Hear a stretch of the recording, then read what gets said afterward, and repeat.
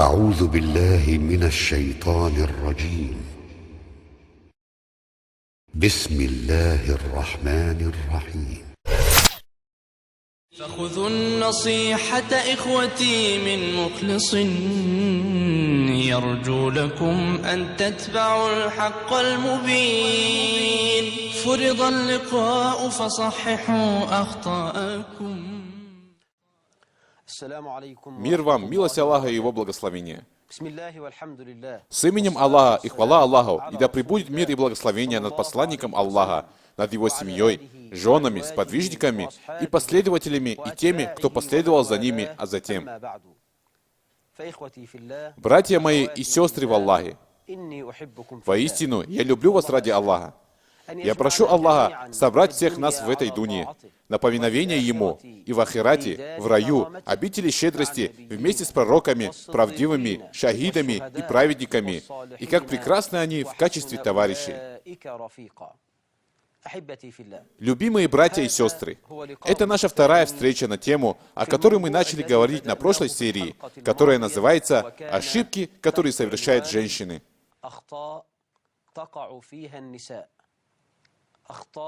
Ошибки, которые совершают женщины.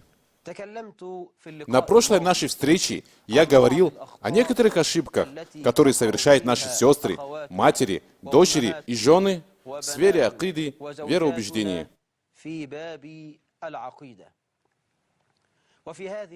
В эти благословенные минуты мы поговорим о некоторых ошибках женщин в вопросе замужества, о супружеских отношениях в этой жизни.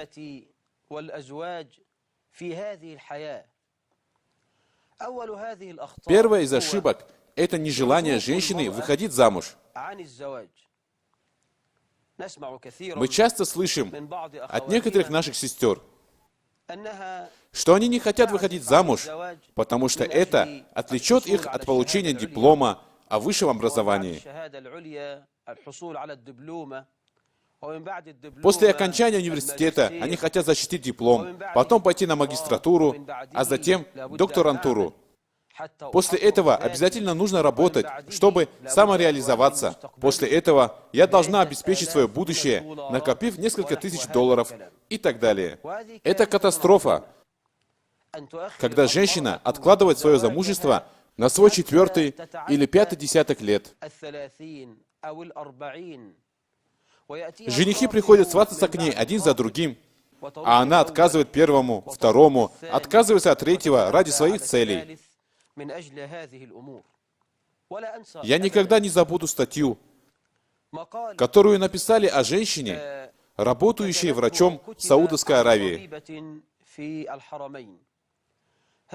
Эта врач с докторской степенью имела собственное приемное отделение, машину и огромные сбережения в банке. Она перешла 40-летний рубеж, так и не выйдя замуж. Она откладывала замужество ради своей карьеры и достижений. Она сказала: возьмите у меня мое приемное отделение, заберите у меня мои дипломы, мою машину, мои деньги и дайте мне услышать слово «мама». Уважаемая сестра, Аллах создал тебя для великой миссии. Мы ожидаем, что благочестие и правильность в нашей умме будут достигнуты за счет тебя, инша Аллах. Мы делаем ставку на тебя.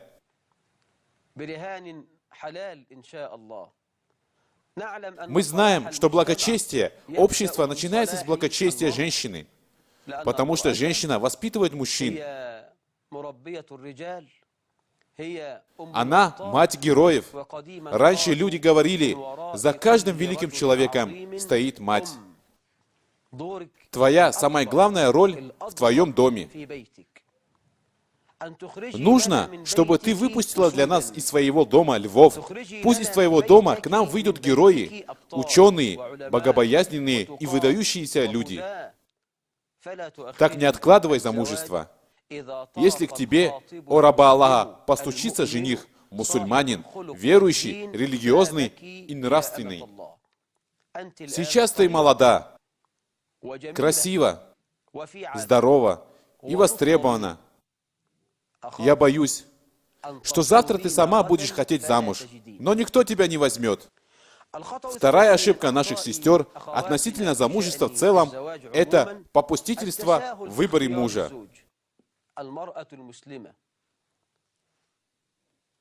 За какого человека женщина-мусульманка должна хотеть выйти замуж? За человека, обладающего благим нравом и религиозностью. Именно таких людей пророк, саллаллаху алейхи вассалям, избрал для наших дочерей. У жениха должен быть благой нрав и религиозность. Некоторые женщины не уделяют должное внимание этому вопросу. Жених может быть нечестивцем, может не делать намаз, может иметь такие недостатки в характере и нраве, о которых знает только Аллах. Однако женщина согласна выйти за него замуж, соглашается с тем, чтобы он стал ее господином, чтобы он был отцом ее детей. Почему? Потому что он богатый, потому что занимает высокую должность, он владеет каким-то центром, потому что он красивый и миловидный. Она скажет, такого жениха не получишь. Красивый мальчик, глаза красивые, белокожий, да еще и доктор. У него деньги и машина за 250 тысяч гиней. У него то, у него сё. Я спрашиваю тебя, есть ли у него религиозность, дочь моя?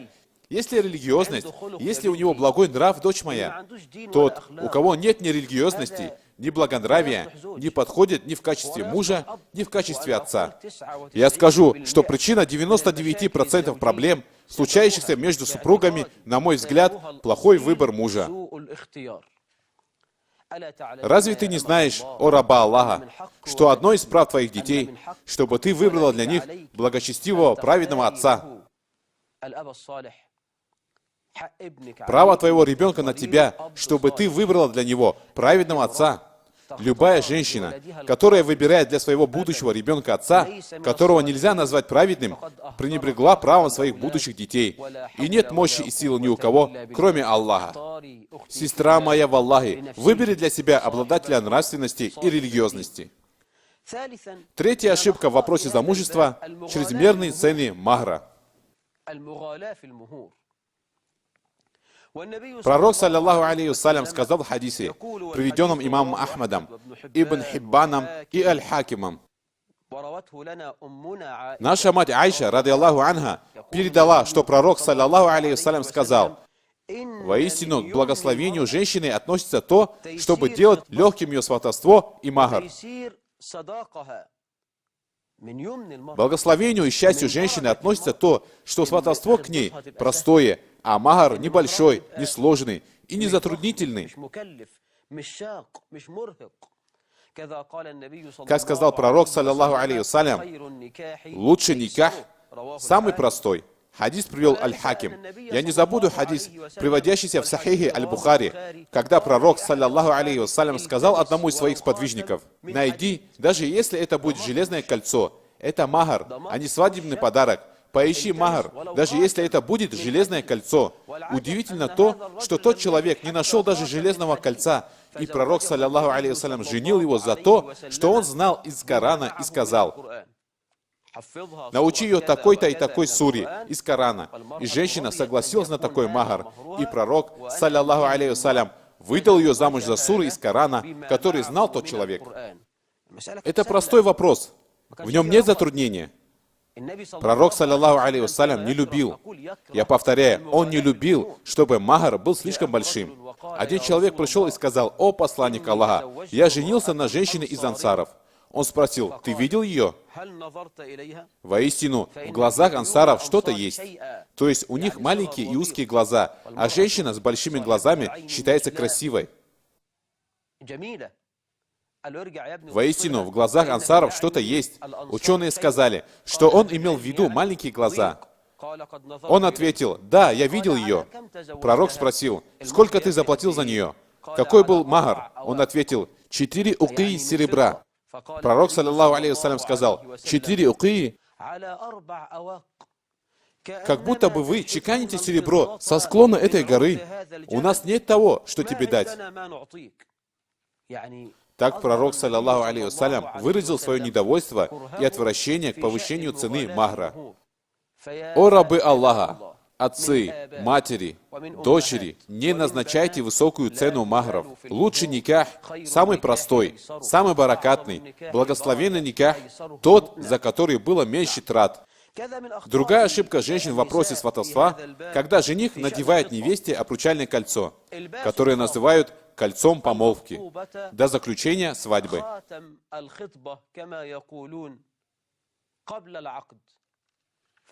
Так делают у нас простые люди. Уже помолвились? Аль-Фатиху прочитали? Жених сразу присаживается к невесте, держит ее за руки, выходит с ней на прогулку, пожимает руку ее матери, ее мать может целовать жениха, а во время помолвки он держит ее за руки и надевает кольцо и браслеты. Все это харам. Я скажу лишь одно слово – харам. Почему харам? Потому что эта женщина продолжает оставаться для жениха посторонней. Помолвленная женщина продолжает быть посторонней. Тебе не разрешается прикасаться ни к ней, ни к ее матери, ни гулять с ней под ручку, ни оставаться с ней наедине, ни общаться с ней, ни выходить с ней куда-то. Это все харам. Шариат разрешил тебе посмотреть на нее, чтобы она открыла для тебя свое лицо, и ты рассмотрел ее во время сватовства. Если ты согласишься жениться на ней, все, тебе уже ничего не разрешено до тех пор, пока ты не заключишь с ней брак. Заключил брак, все, она стала твоей женой, и ее мать стала тебе, как твоя мать. Однако до брака тебе не разрешается трогать ни ее мать, не говорит теща. Она тебе еще не официальная теща. Ты еще можешь расторгнуть помолвку и жениться на матери невесты. Когда муж не сможет жениться на матери жены? Когда мужчина уже женился на своей жене. Ему становится харамом жениться на теще. Неважно, совершил ли он половое сношение с женой или нет, однако до заключения брака ему не харам взять себе в жены мать невесты. Когда муж не сможет жениться на дочери будущей жены, когда муж женился и совершил с женой половое сношение, дочь жены становится запретной после совершения полового акта с женой. Что касается тещи, то нет. Она становится запретной уже после заключения брака. До этого момента она для тебя посторонняя женщина. Происходят ужасные вещи. Ты ходишь с ней под ручку, надел кольцо, браслеты, цепочку. Ее мать целует тебя, ее тетя целует тебя. Этим недоволен Аллах.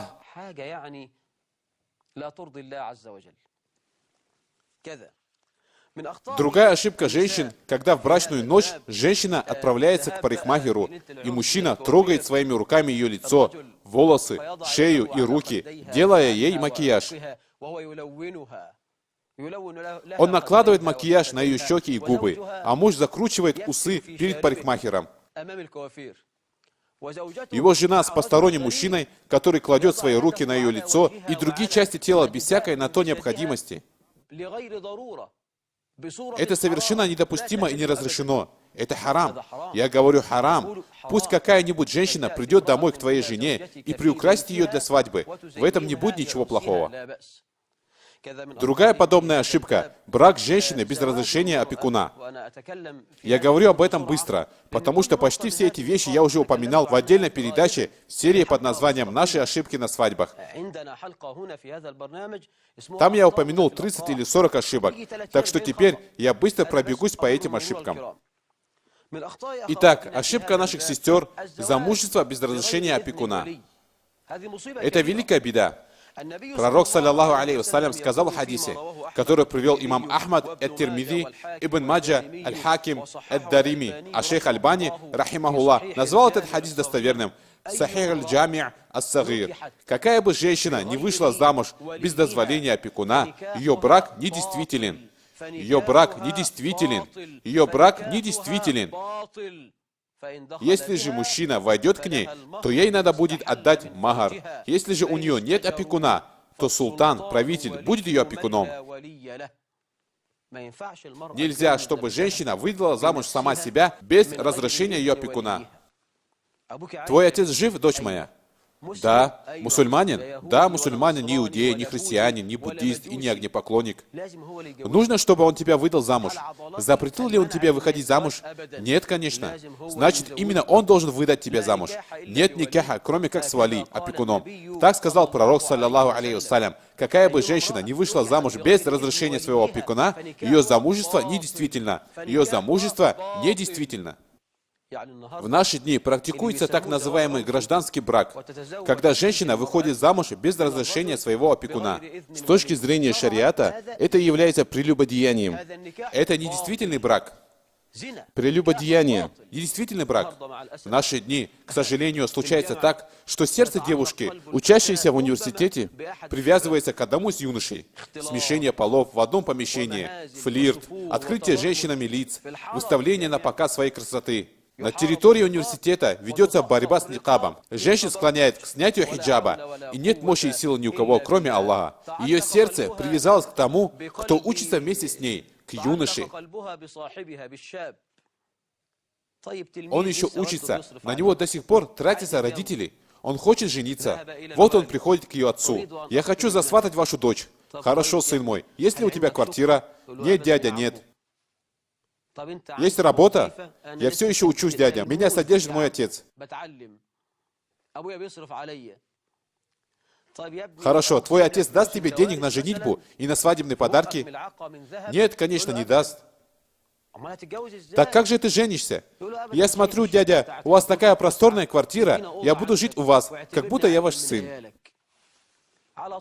Так, после отказа отца девушки, юноша начинает считать его препятствием для их любви. После этого он женится на ней гражданским браком. Отец впадает в спячку, его храп достиг поверхности Луны, а его дочь в это время живет с мужчиной, и при этом они думают, что это брак.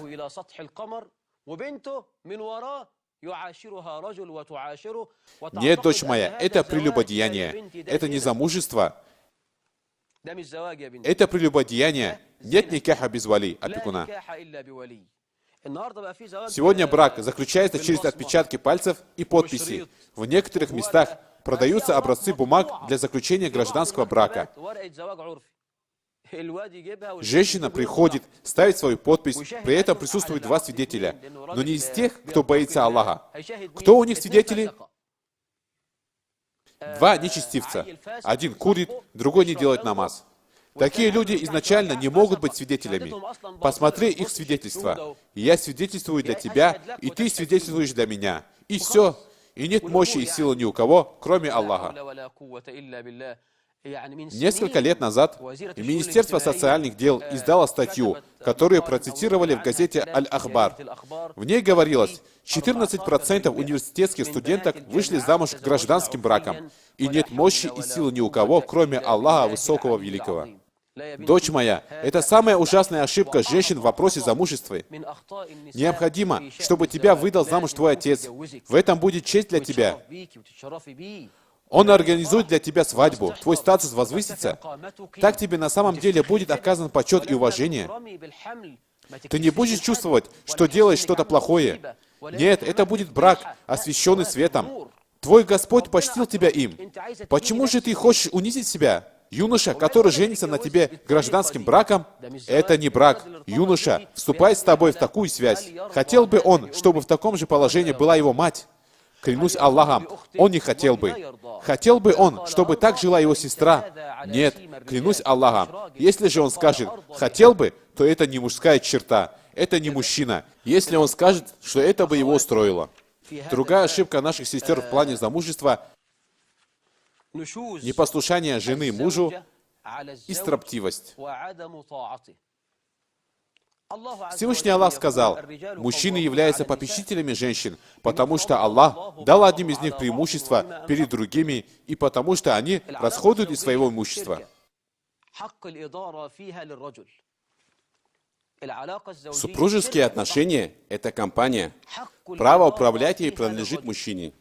Это на самом деле так. Так захотел Аллах, и так Он приказал. Тем не менее, это не значит, что мужчина может деспотически навязывать свое мнение. Попечительство над женщинами – это не произвол и тирания. Это забота, охрана, оберегание женщин, служба. Пророк Мухаммад, саллиллаху алейхи вассалям, господин и украшение всех мужчин.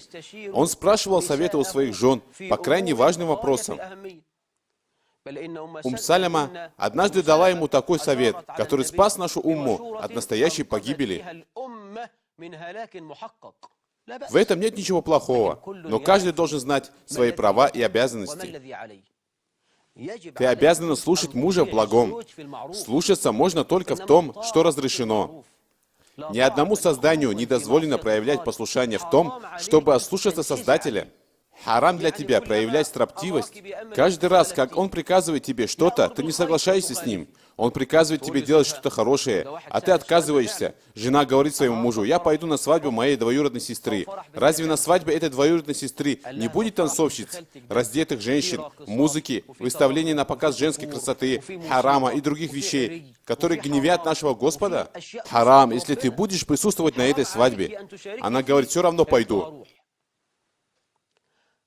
Он отвечает, если ты пойдешь, ты разведена. Этот случай произошел на самом деле. Что это? Это строптивость и упрямство. Это харам, о раба Аллаха. Посланник Аллаха, саллиллаху алейхи вассалям, сказал, есть трое, чей намаз не поднимается дальше их ушей. Сбежавший раб, пока он не вернется. Женщина, которая легла спать в то время, как ее муж гневается на нее. И предводитель, которого ненавидит его народ. Я говорил, что четвертая ошибка в замужестве – это строптивость жены и непослушание мужу. К ошибкам женщины, которые они допускают в семейной жизни, относится то, что некоторые наши сестры стремятся к ограничению рождаемости без всякой на то причины. Она не больна, способна воспитывать детей. И нет никаких других причин, по которым ее можно было бы оправдать. Она говорит, нет, не сейчас. Сейчас я выхожу замуж, предохраняюсь в течение 5 лет. После этого, обрати внимание, я рожу только двоих, мальчика и девочку. У маленькой семьи жизнь лучше. Посмотри вокруг. Ограничение рождаемости – это харам. Ограничение рождаемости – это харам. Регулирование рождаемости разрешено. Можно, например, предохраняться в течение 2 лет после каждых родов, чтобы ребенок получил свое право питаться материнским молоком 2 года, и чтобы новый ребенок получил свое право, развиваясь в животе женщины, которая бы уже не кормила никого грудью. Чтобы сама женщина не теряла свое право и не ослабевала, рожая слишком часто, хорошо, однако ограничение рождаемости по шариату – харам. К ошибкам наших сестер относится разрешение заходить в дом немахраму, то есть постороннему для нее человеку, когда она находится в доме одна. Это запрещено. Брат мужа приходит и стучится в дверь. В квартире нет никого, кроме жены. Она открывает дверь и говорит, проходи, пожалуйста, садись. Если придет ее дядя по отцу, дядя по матери, сын ее сестры, сын брата, пожалуйста, пусть заходит. В этом нет ничего плохого. Но если придет сын ее тети, сын дяди и так далее, и она пустит их, это будет харамом. Не дозволено, чтобы кто-либо из этих людей сидел с ней наедине. Это харам. И подобные вещи запретил пророк, саллиллаху алейхи вассалям. Посланник Аллаха, саллиллаху алейхи вассалям, сказал, пусть ни один мужчина не остается наедине с посторонней женщиной, и пусть женщина отправляется в путешествие только с махрамом. Один человек встал и спросил, о посланник Аллаха, мне было предписано выйти на газават, а моя жена вышла, чтобы совершить хадж. Он ответил, иди и соверши хадж вместе со своей женой. Этот хадис передал Аль-Бухари, и этот хадис очень известен. С таким уединением мужчины и женщины связаны различные бедствия. Пророк, саллиллаху алейхи вассалям, сказал в достоверном хадисе, пусть ни один из вас не остается наедине с посторонней женщиной. Извиняюсь. Он сказал: остерегайтесь того, чтобы входить к женщинам. Один ансар спросил: а что ты скажешь о родственниках мужа? Он ответил: родственники мужа — смерть. По причине подобного попустительства случается гибель. Смерть наступает по причине халатности в этом вопросе. В хадисе говорится о родственниках мужа мужского пола. Его дядя по отцу, дядя по матери, его брат, сын его брата, сын его сестры. Все эти люди не имеют права находиться наедине с женой. Так нельзя, это харам. Так же, как и сын твоей тети по матери, сын твоей тети по отцу не имеет права по шариату находиться с тобой наедине. Это харам. Клянусь Аллахом, сколько мерзостей происходит по причине этой беды. Женщин постигает несчастье. Каждый раз, как мы проявляем халатность в одной из вещей, касающихся нашей религии, к нам приходит несчастье от нашего Господа по причине наших грехов. Это наше наказание. И нет мощи и силы ни у кого, кроме Аллаха. Так делать нельзя. Пророк, саллаллаху алейхи вассалям, сказал: остерегайтесь того, чтобы входить к женщинам. Один ансар спросил: а что ты скажешь о родственниках мужа? Он ответил: родственники мужа — смерть. Родственники мужа для женщины подобны смерти. Хадис привели Аль-Бухари и Муслим. Пророк, саллаллаху алейхи вассалям, сказал в хадисе, который привели Ан-Насаи, Ахмад, Аль-Байхаки, Ибн Хиббан. И это достоверный хадис. Когда бы один из вас не уединился с посторонней для него женщиной, шайтан будет третьим с ними. Уединение, смешение полов в одном помещении – великое бедствие. У запрещенных уединений и смешений полов есть много разновидностей. К смешению полов ихтиляту относится преподавание частного учителя для девочек. Частный учитель дает им урок и таким образом смешивается с девочками. Девочка может быть и одна, не несколько. Тогда это будет уже уединение, а не смешение. Такое уединение – харам. И смешение полов тоже харам. Другой пример запретного уединения и смешения полов, когда врач смешивается с пациенткой. Муж приводит ее за руку в кабинет, а сам выходит и сидит в коридоре, смотрит телевизор и читает журналы. Его жена внутри, наедине с посторонним мужчиной. Но это же врач. То есть он не мужчина? Этот врач не мужчина? Мужчинам запрещено уединяться с посторонними женщинами. С ней обязательно должен быть махрам.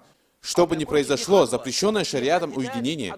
Должен быть кто-то третий или четвертый. Даже если это будет женщина, это уже не будет уединением. Ты вышел, а твоя жена осталась одна с врачом. Иди к ней.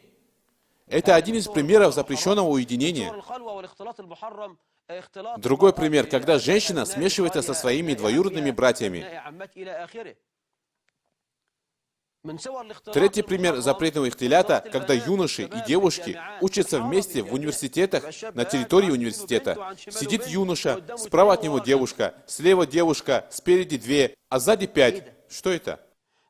Следующий пример, когда приходит красивая женщина 30-40 лет и преподает юношам, а девушкам преподает мужчина. Почему бы женщине не учить девушек, а мужчине юношей?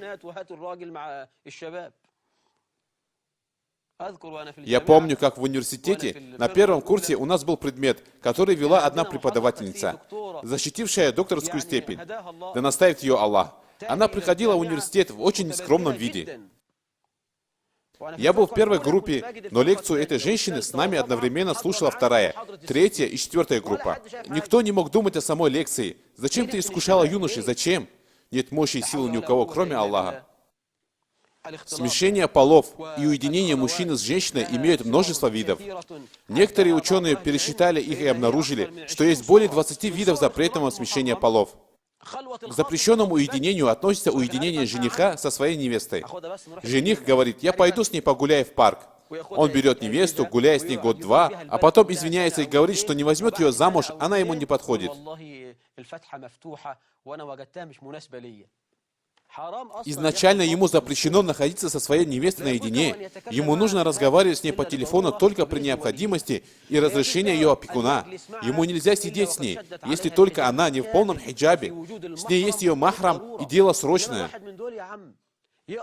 Среди людей распространено, что после чтения Аль-Фатихи жених может гулять с невестой, хотя это чтение изначально нововведение бид'a. Однако, как только он читает Аль-Фатиху, вместе с отцом невесты в понедельник и пятницу приходит после асра и сидит до фаджра. Это харам. Другой вид запрещенного смешения полов происходит на свадьбах. Невеста выставляет на показ свою красоту, ее мать снимает хиджаб, а также ее сестры и сестры жениха. Нет мощи и силы ни у кого, кроме Аллаха. Следующий вид запрещенного смещения полов – обслуживание мужчин на некоторых празднествах, в гостиницах и в женских отделениях. В некоторых арабских странах делают отдельные женские залы, это правда. Но кто их обслуживает? Мужчины. Когда женщины заходят в ресторан, то сразу же снимают никаб. Почему? Кто им будет приносить еду? Кто обслуживать? Мужчина или кто? Это харам. Следующий вид запрещенного уединения, когда водитель находится в машине наедине с женщиной. В некоторых странах женщина садится в машину. Эта женщина носит никаб. Она садится в машину, где находится водитель. При нем она снимает никаб, как будто он не мужчина. Она сидит вместе с водителем наедине, может уединяться с садовником, со слугой, может ходить перед ним без хиджаба, и нет мощи и силы ни у кого, кроме Аллаха. Также женщине запрещено путешествовать без махрама. Посланник Аллаха, саллаллаху алейхи вассалям, сказал: пусть женщина путешествует только с махрамом. Женщина задала вопрос: я сделала хадж без махрама. Это не действительный хадж? Нет, хадж действителен, однако ты совершила грех, потому что нарушила приказ Мухаммада, саллаллаху алейхи вассалям. Хорошо, мой муж в Саудии, я выехала из Каира. Он ждал меня в аэропорту. Некоторые ученые дали послабление в этом вопросе, и согласно их словам, ты не совершила грех. Однако основа такова, что женщина никогда не должна путешествовать, даже отправляться на хадж без махрама.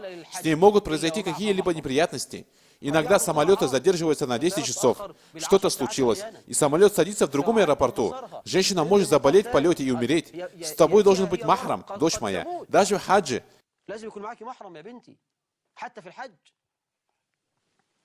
Этот хадис – аргумент тому, кто поступает вопреки этому правилу.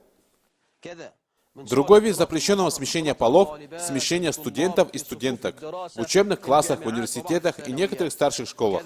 Сюда же относится случай, когда частный учитель смешивается с ученицами под предлогом их обучения. Сколько мы читали и слышали ужасных случаев, которые случились при таком обучении. Смещение медсестер и женщин-врачей с мужчинами. Уединение врача с медсестрой, женщиной-врачом и пациенткой. По шариату это недопустимо. Раскрытие женщины перед врачом без необходимости. Когда женщина заболеет, мы должны пойти с ней к кому? К врачу-мусульманке. Если не найдете мусульманку, то к немусульманке. Заслуживающая доверия врач не мусульманка. Если и такой нет, то к врачу-мужчине. Это третий вариант. Женщина находит успешную, заслуживающую доверия женщину-врача.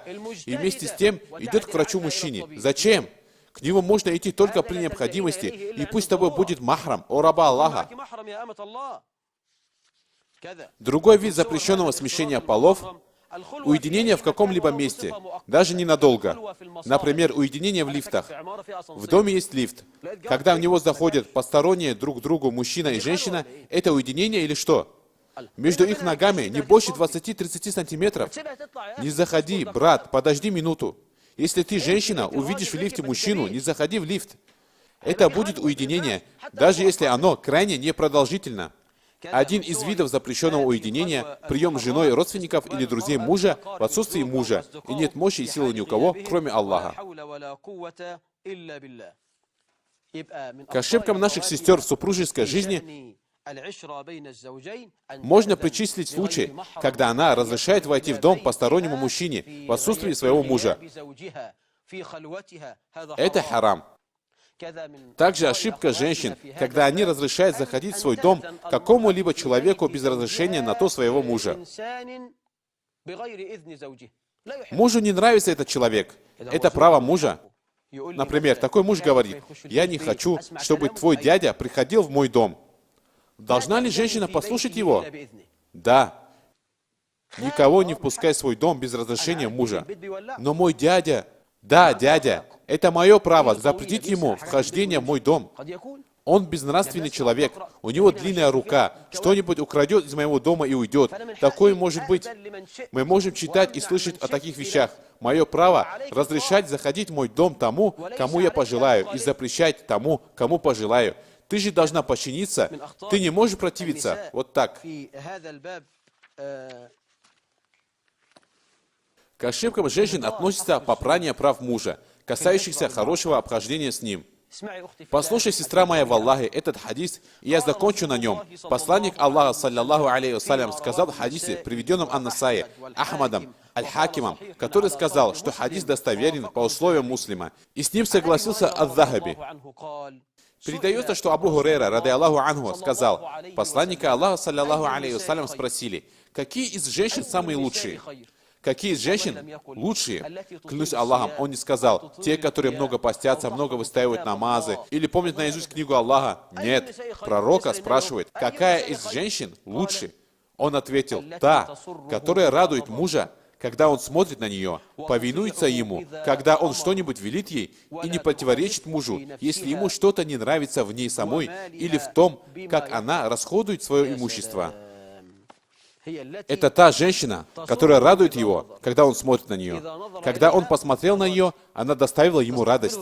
Она встречает его с улыбкой, провожает его с дуа.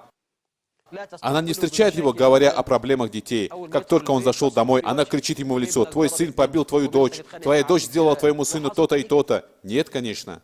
Она радует его, когда он смотрит на нее. Она встречает его в причесанном виде, надушенная, улыбающаяся, надела красивое платье или чистую одежду, волосы уложены, от тела исходит приятный аромат, улыбается, делает за него дуа, готовит дом к его приходу. Она радует его, когда он смотрит на нее.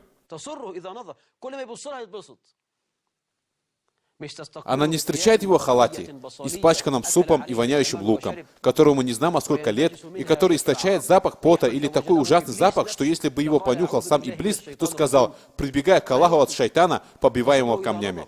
Нет, сестра моя, женщина должна радовать мужа всякий раз, как он смотрит на нее. Она также должна слушаться его приказов, тех, которые касаются благого, охранять свою честь и имущество мужа. Тему можно продолжить. Время быстро пролетело, поэтому сейчас мы ответим на вопросы телезрителей, а затем продолжим раскрытие нашей темы на следующей встрече.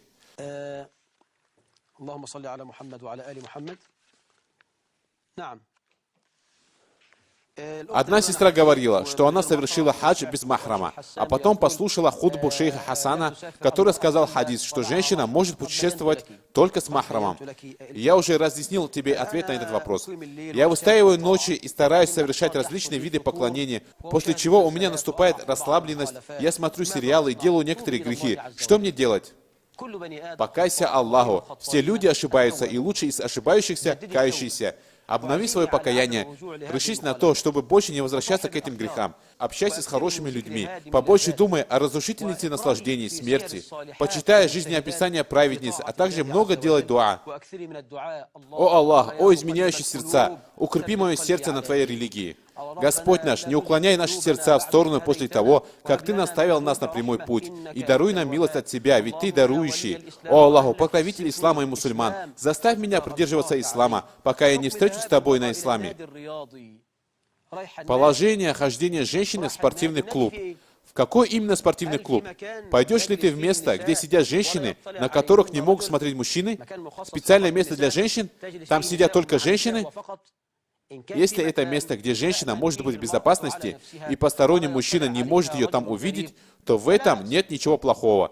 То, что я знаю о клубах, что в них практикуется смешение полов. Смешение полов, снятие хиджаба, открытие аурата и другие беды. Оставайся в своем доме, о раба Аллаха. Это более предпочтительно. Всевышний Аллах сказал, оставайтесь в своих домах, не наряжайтесь так, как наряжались во времена первого невежества. У меня проблема с моим отцом. Он дает наследство сыновьям, а не дочерям. Рабы Аллаха, бойтесь Аллаха в ваших дочерях. Бойтесь Аллаха в ваших дочерях. Вам должно быть стыдно. У нас до сих пор остаются мужчины, которые ничего не оставляют своим дочерям, думая, что у них и так есть мужья. Люди, Аллах сам установил законы наследования. Если ты все даешь сыну, это может привести его к огню. Ты несправедливо обошелся с его сестрами. Клянусь Аллахом, это тебе не поможет. Если в отце осталось благо, скажи ему, как тебе не стыдно, отец? Ты лишаешь моих сестер их права. Это харам, побойся Аллаха, о раб Аллаха. Клянусь Аллахом, тебе не поможет, что ты все берешь для своего сына. Несправедливо поступив с остальными детьми. Это может стать причиной твоего вхождения в огонь. Если только Аллах не помилует тебя, Прекрати творить несправедливость и побойся Аллаха. Оставь разделение наследства на царя царей, на обладателя власти.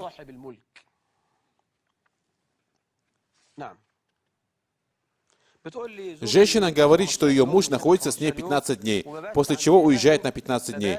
В это время она живет у родителей мужа, ночует в комнате, где спят его отец и мать. Иногда без разрешения туда входит брат мужа. Если это так, дорогая сестра, то тебе лучше сидеть в своем доме, либо ночуй в доме своих родителей вместе с твоим отцом и матерью, с твоими братьями и сестрами. Существующее положение дел неправильно, и Аллах знает лучше.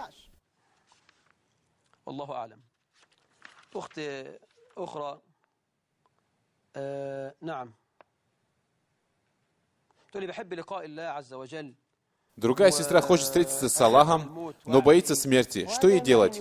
Эти мысли не должны занимать мусульманина. Мусульманин должен поклоняться Аллаху. Как сказал шейх Хасан, поклоняйся страхом и надеждой, потому что они подобны двум крылам деяния. Если человек просто боится Аллаха, он может отчаяться от милости Аллаха. Если он просто надеется на милость Аллаха, но не боится его, то может выйти из подчинения, впасть в грехи и говорить: «Наш Господь, прощающий, милосердный». Поэтому должен быть как страх, так и надежда на милость Аллаха. Когда не спосылается смерть, надо усилить надежду и хорошее мнение об Аллахе. Мусульманин должен проявлять усердие повиновения Аллаху, ведь он хочет встретиться с Аллахом. Все это становится более понятным при смерти, когда на нас не сходит ангел смерти и говорит нам: «Возрадуйся, о друг Аллаха, ты попадешь в рай». Тогда раб и захочет встретиться с Аллахом, чтобы приобрести успех в раю. Меня спросили о такбиратуль ихрам. Это первый такбир в намазе, когда мы должны поднимать руки. В 4 случаях.